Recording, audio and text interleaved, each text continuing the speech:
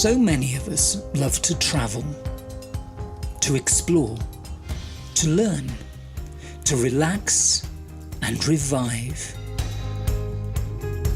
As the world reopens, we all have an incredible opportunity to change and reset tourism to be more sustainable. TLC Global looks forward to a new tourism approach using the Harmony Golden Ratio, created with the help of the Harmony Institute to reduce our impact when we travel. It's an approach that values the best things in life, yet is mindful of our footprints. Whether flying or driving, or the places we stay, we can know the true cost of our travel by becoming aware of what we need to put back. When you travel, you can be in harmony with nature and protect local culture and heritage by asking yourself or your destination to measure, reduce, offset your impacts on the climate, biodiversity, the environment, and people. Together, we can be more responsible custodians of our world and give it a bit more TLC.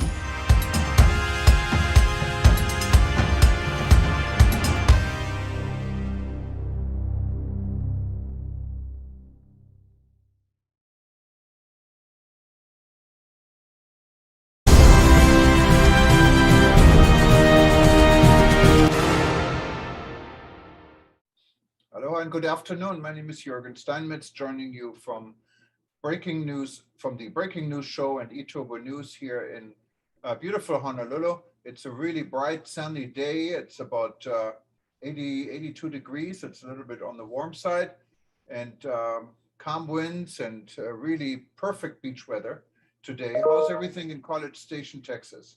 Well, it would be perfect beach weather if we had a beach. But we are missing a beach, which is a problem for beach weather. But it's a little cooler today. It's only 99, which is 40 degrees on the Celsius scale. So that's a little bit cooler. We're kind of a cold front right now. It's today and tomorrow and the next 3 days, it'll be just about 99 or 100, which is ironically cold. It's not really cold, but and it's hot, somewhat humid. And if you're smart, you don't walk out in the middle of the day. The old famous saying, only mad dogs and Englishmen are out in the noonday sun, may not be true for the Englishman, but it may be true for people in the center of the United States and places like Texas. It's not very smart to be walking when it's this hot outside and the sun is that bright. And it's, of course, it's important to drink water during days of heat. We're lucky here in Hawaii because the temperature doesn't fluctuate very much. It's about the same all year around here, but we don't really get 100 degrees temperature. So that's... Yes, I know. Hawaii really, that's one area where Hawaii really is outstanding. Of course, the problem is getting to Hawaii is not so easy right now because of the airline industry and all the problems that are taking place with hundreds of flights being canceled, prices going to the roof. And this is not only a problem in the United States, it's also a problem in Europe and other parts of the world. And there are a lot of reasons for this. One is that governments insisted that if you were not COVID vaccinated, you could not work as an air controller. And so there's now a dearth of air controllers, and there's a dearth of pilots, and there's a dearth of plane crews. So that it's not that they don't have the planes, they don't have the people to fly the planes. And it's not only not the people to fly the planes, of course, that's the most important part, but airports have real issues with catering. We did a story not too long ago on LSG in San Francisco, where they couldn't get the water and the beer coming in from Europe. And they didn't, of course, want to buy local beer and local water. So people flew across the Atlantic without any water. And but it's even worse when you see how it is in Europe. There are literally none of the flights that are supposed to have foods. In business class, you get a banana now. People cannot catch up. There is a real shortage of staff. And I see it every day here when I go to restaurants. The restaurants appears to be empty. There's a long line outside, and I said, "So what's the problem? Why can't we sit down?" He said, "We don't have enough waiters." Yeah, yeah. That and part of that is actually a recurring from two parts from COVID. Part of it is because people were told if you had to have a certain number of vaccinations in order to be able to continue working, and a lot of people didn't. And then the other side of that is the government was giving out lots of free money, and a lot of people said, you know what, I can make more money staying at home, and I'm not paying taxes on it, than if I'm going to work and I'm paying taxes on it. So we have a huge exodus of people from work. They don't want to work, and therefore there's wherever you go, certainly in much of the United States, it's employees seeking employees, employees needed, please apply for a job. But that really impacts tourism, because tourism is such a dependent industry when it comes to employment, and it's a service industry. And if you don't have people to give service, you don't have an industry. And this is a real issue. Then, of course, we have immigration restrictions. So even though people are hungry in countries like the Philippines, where the service industry is big on anyone's mind, and there's plenty of people who would love to live in the United States, they cannot come here because of visa restrictions, and we don't have enough people. Well, they can, as long as they cross illegally the border from Mexico. Yeah, but not everyone wants to do Yes, that. but we have right now 186 countries having crossed the border. We have this year will be over 2 million illegal immigrants, and right now we have a caravan with 16,000 illegal immigrants going through Mexico. So you might not be able to fly into the United States with a legal visa, but as long as you're prepared to be illegal, you don't have a problem, because this current government will provide you with everything you need. So it's But you don't get the job you wanted, and let's keep it on the up and up. And most people don't want to come here or anywhere illegal. That is a well, actually, that's really, the data isn't correct on that. First of all, the hotel industry has huge amounts of illegal people working in it. A matter of fact, one of the reasons that you have so many security issues in that hotel industry is that people take advantage of people working in the hotel industry, especially women, and then they say, okay, you're here illegally, let's go to the cops. So what you have now is an underclass of slavery. You have men being turned into slaves, women being turned into sexual slaves, and of course we now have children being slaves. In fact, slavery is as high as it's been since the Middle Ages. Yeah, that is definitely something what is alarming, and you're absolutely right. This is a global problem. Human trafficking always has been a problem, and specifically after a crisis like this, it becomes even more as a problem. And if people think we're immune here in the US or in the UK or in the European Union, we're not. Right. And that is shameful, because it not only slavery is a very major issue. And it's, you would like to think that it went away hundreds of years ago. And this is something that comes from primitive times. No way, no way. And if you look at the cartels coming across the border in the United States, the normal charge now is $8,000 to $10,000, and they brand the people so that they can go after them. So they can't provide all the money. They go after them once they're in the United States, and they garner their wages. So this is an industry that has got to be really thought through. The open borders on the southern part of the United States has become a true disaster. And of course, if you look, Latin Americans are furious, because what's done is that it's depriving them of their own workforces. And we're not only hurting Americans who are now earning less money, but we're hurting Latin Americans also. So there's a real issue here that has to be looked through. And the tourism industry is very much involved in this, because you have illegals working in restaurants, you have illegal people working in hotels. You don't have them working in airlines, you're correct on that. But on many of the other services, and certainly in the whole prostitution industry, which I hate to point out, which is both male and female, this is a huge industry. The sex industry is a huge industry, unfortunately. And the tourism industry has got to think through, how are we aiding in that awful industry? Yeah, and of course, every place in the world is different. If you look in at Europe again, you may not have that many people illegally trying to come into the European Union, but you have the refugees. We don't really work with the refugees. I mean, there's only a fraction of the refugees coming to this country here in the United States, Yes, and they're all going Europe. So they are legal in a way, but they're unexpected. Let's put it this way. So yeah, this they're unexpected. That's true. And people, of course, there's a lot of resentment in Europe about some of the refugees, because some of the Europeans will argue that refugees are getting more money or more benefits than the local citizens. I was in Switzerland, and the Swiss police were telling me that if a refugee wants to work, he or she will lose all of his or her benefits, and they're making up to 3,000 euro a month plus paid vacations, and so they can't get a job because they're going to take a pay cut to work. yes. And it's the same situation in not only in Switzerland, I can tell you. And so the system isn't perfect. Every country has its, Oh, it's not fair. and I there was thinking I'd like to be a refugee in Europe, and you get free housing. You even they even pay for your television. So I'm thinking, yeah, but I don't want to be bored. I love to work. I love my job. yeah. I mean, you Well, can, I wonder if you're a refugee, if you can volunteer. In other words, as long as you don't get paid.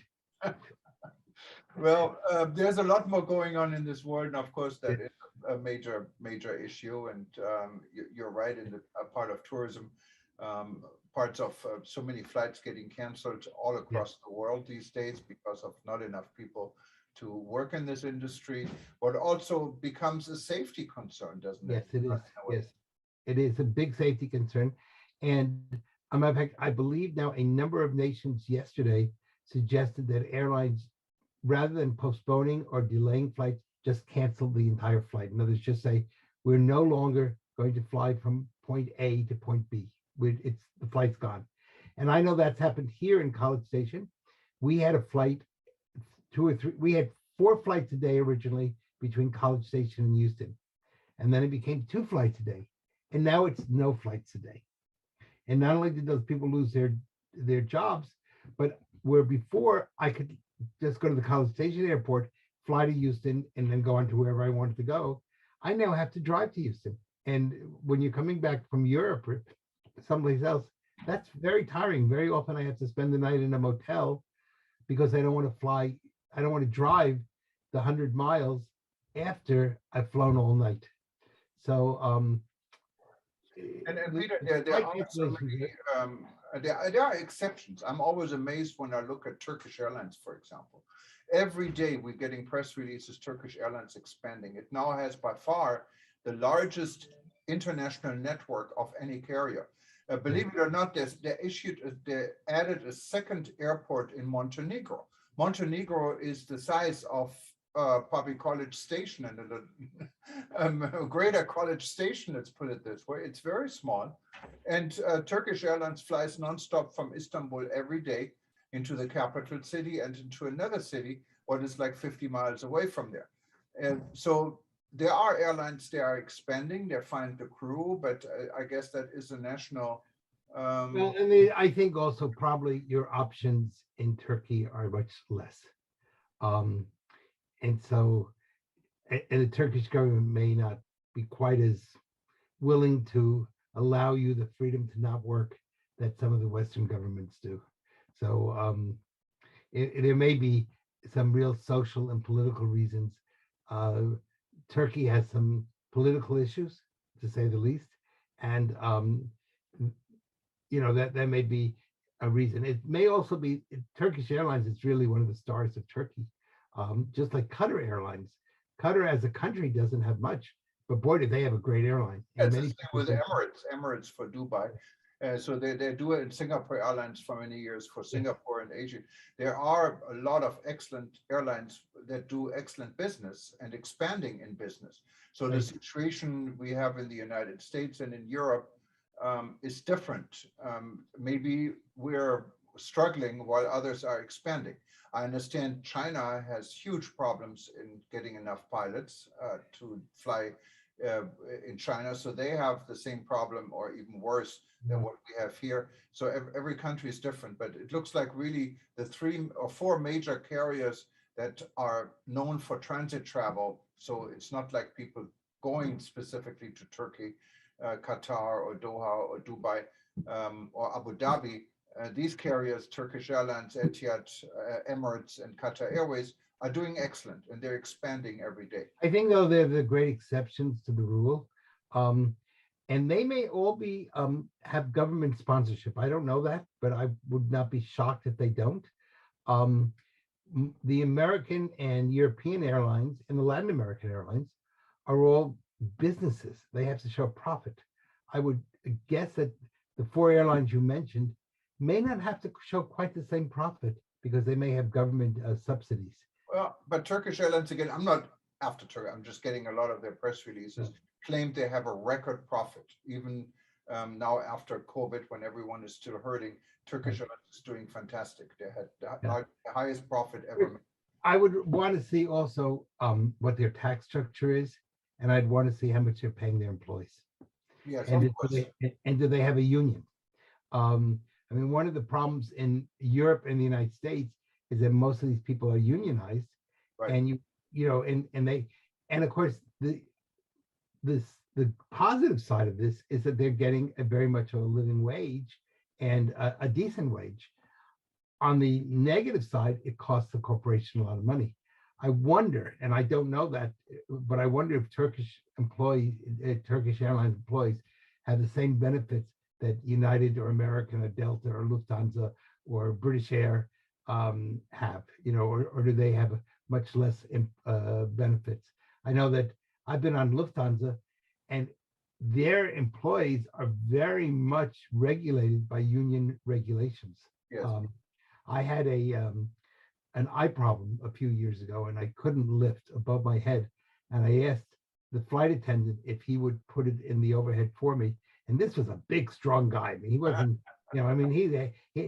he had lots of muscles, etc. He could have lifted this with his pinky. And he looked at me and said, "I'm really sorry, sir, but the union regulations do not allow me to lift anything for a passenger." And I had to have 2 ladies who were next to me. "They will help you, sir." So, and I don't think he's trying to be mean. I think those probably were union regulations. They may not exist on Turkish Airlines. Yeah, and I mean, we're talking about Lufthansa, and Lufthansa is the Lufthansa Group. It's not only Lufthansa, it's Swiss Air, it's Austrian Airlines, and Sabina or Air Brussels, I think it's called now. And also there are 2 other carriers that are part of this Lufthansa group, but they're independent. And the way Lufthansa is getting around the union is when you work for Lufthansa, yes, you're part of the union, you have all these extra restrictions and rights, and you get more money. But then there are other carriers that are flying for Lufthansa, basically, and always used to be part of their itinerary. Now they claim they're independent. They're really not independent, and people who work there are not unionized. They get less money for doing the same job. And you as a passenger have no choice because there are certain routes Lufthansa is flying, Yes. routes the airline is flying. So when you fly on the other airlines, you pay for all your food. You cannot use the lounges, even though you get your Star Alliance credit and you check in with Lufthansa. So it's airlines are trying to get around these. And I discovered these alliances are not quite, they talk about seamless travel. They're not, I mean, you will get points. I understand that. But I was recently on, one Star Alliance versus another Star Alliance, and they don't recognize each other's seatings, and their computers aren't compatible. And the argument that this is seamless travel between 16 airlines just isn't true. It means you get points. That's what it gets. And they don't even recognize, I'm 1K SRU on United, and I'll say, okay, 1K on United has certain benefits. And they'll say, that's true, go on United. But if you're on another Star Alliance, you get a free extra back, which I don't need, but there it is. So I think that's a real issue in airlines. And I think the other issue that we're going to see, and we have to really think a lot about this in the tourism industry, and that is the issue of the main economic problems that we're seeing more and more. And the United States, which is really the American stock market impacts the world stock market, we're definitely now in a bear market. We've had three major drops of over 500 points a day. Today wasn't too bad, it was only 200, but that's 500, 500, 500, 200. So it's the cumulative effect.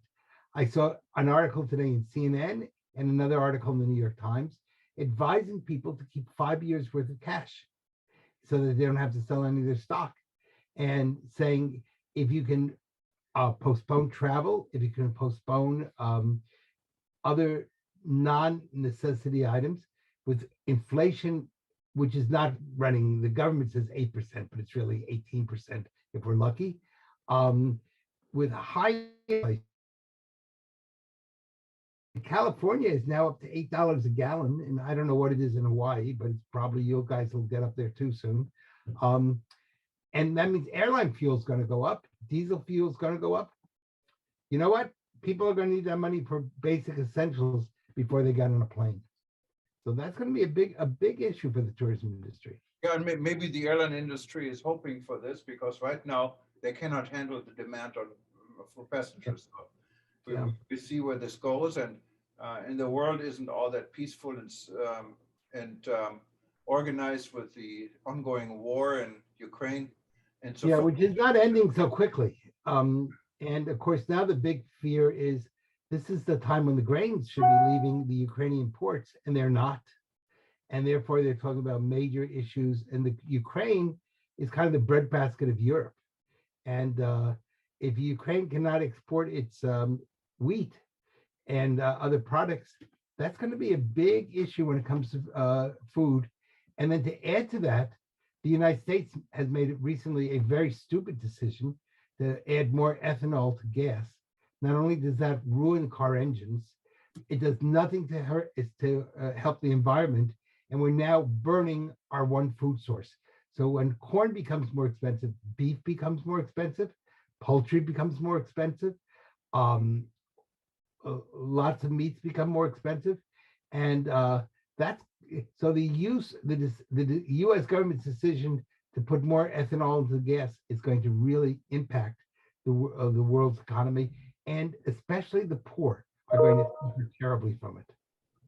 Well, we don't know where it is. Now, when it comes to travel today, Israel issued travel warnings against Turkey. So what's the background on this one? You always know when it comes to Israel, I guess.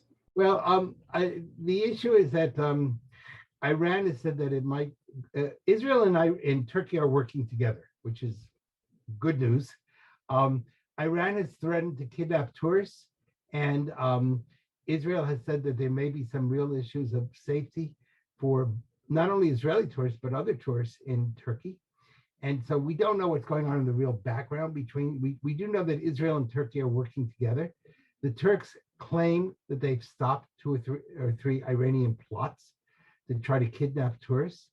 And of course, this would also deal with the whole nuclear power struggle that's going on, the fact that President Biden is going to Saudi Arabia and Israel in July, and of course, the lack of energy, and the fact that the people pushing the Green New Deal have now caused major fuel crises without any substitutes other than saying transition or suffer. And so governments are really caught in a situation, and some of the rogue countries like North Korea and Iran, this is really to their advantage. And Turkey has woken up to this and now realizes that a lot of the people who are pushing for green energy, etc., are really doing more harm than good because they don't have substitutes. They just talk about it. Most people don't realize how much energy it takes to run a windmill, how much energy it takes to, solar doesn't take that much energy, but it's highly independent. The one country that's really doing well with energy is France.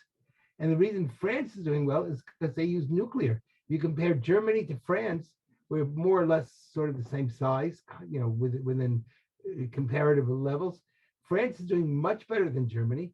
Germany got rid of its nuclear power, and France went to nuclear power. And nuclear power is the one form of clean energy that maybe we need to go back to think about again. Did extremely well in the earthquakes in Japan.